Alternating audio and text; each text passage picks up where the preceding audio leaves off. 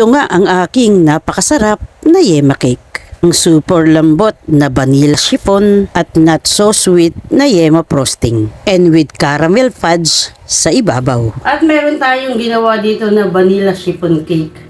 Gagawin natin itong yema cake at tayo magde-design. At ito yung aking ginawang yema filling. Na-i-upload ko na ito dati, pakibalikan na lang sa ating mga video.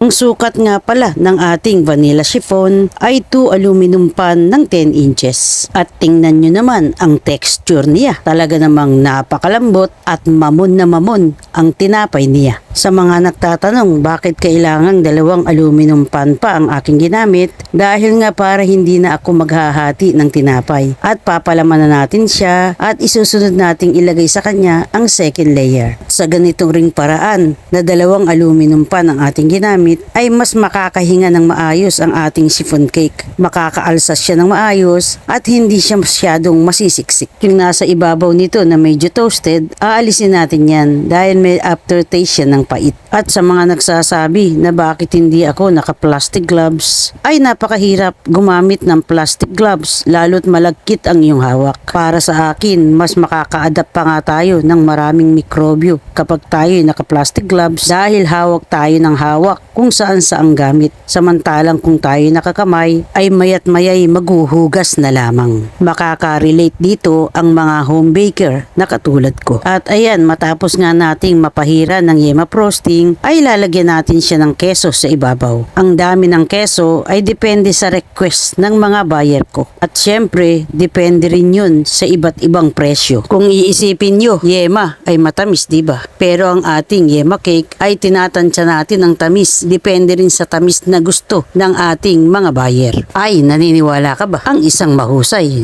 na kusinera, mahusay din manansya.